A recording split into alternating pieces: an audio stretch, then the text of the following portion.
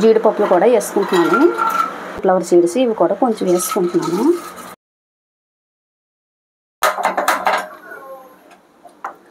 Hi అండి, అందరూ ఎలా ఉన్నారు? నేనైతే బాగున్నాను. మీరందరూ బాగోవాలని మనస్ఫూర్తిగా కోరుకుంటున్నాను. Welcome back to our channel Raman Revathi daily diaries. ఇప్పుడైతే ఒక మంచి హెల్తీ ఉప్మా అయితే చేస్తున్నానండి. నేను 2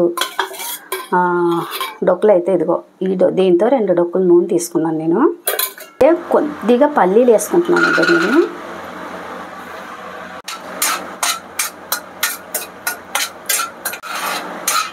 వేగిన తర్వాత జీడిపప్పులు కూడా వేసుకుంటున్నాను. అలాగే ఇవి సీడ్స్ అండి. ఇవి తెల్ల గుమ్మడి గింజ విత్తనాలు, గ్రీన్ గుమ్మడి గింజ విత్తనాలు, సన్ఫ్లవర్ సీడ్స్ ఇవి కూడా కొంచెం వేసుకుంటున్నాను. ఇవన్నీ బాగా వేయించుకుంటారు. నేనైతే ఈ గ్లాస్తోని జొన్నలు తీసుకున్నానండి. ఇప్పుడైతే ఆనియన్ ఒకటి తీసుకున్నానండి. ఆనియన్ వేసుకుంటున్నాను.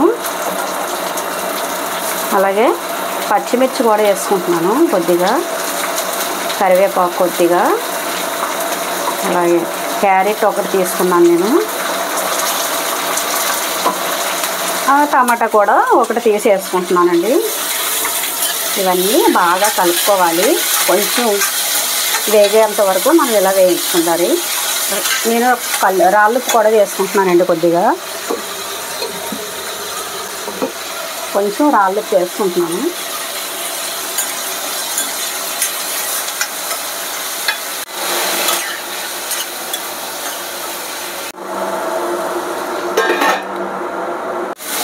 చూసారు కదండి, మొత్తం మగ్గిపోయాయి.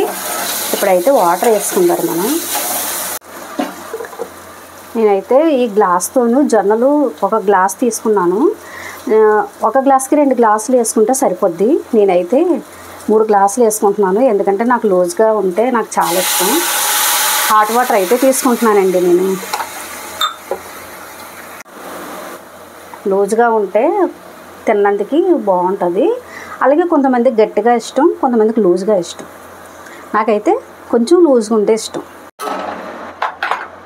ఒక గ్లాసు ఈ గ్లాస్తో జొన్నలు తీసుకున్నానండి. నేనైతే 3 గ్లాసులు వాటర్ పోసుకున్నాను. అది హాట్ వాటర్ వేసుకున్నాను. మీకైతే 2.5 వేసుకోండి. నేనైతే కొంచెం నాకు పలసగా ఉంటే ఇష్టం అనేసి 3 గ్లాసులు వేసుకున్నాను. ఇప్పుడైతే మరుగుతుందండి.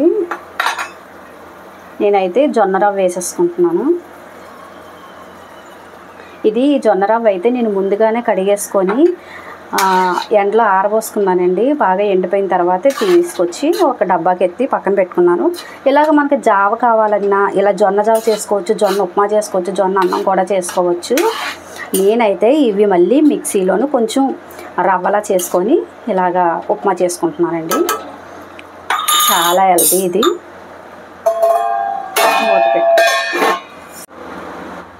చూసారు కదండి, అయిపోయింది ఉప్మా అయితే, జొన్న ఉప్మా. ఇప్పుడైతే నెయ్యి వేసుకుంటున్నాను ఇలా పైన కొద్దిగా. మీకు ఇష్టం ఉంటే నెయ్యి వేసుకోండి, లేదంటే వేసుకోవద్దండి.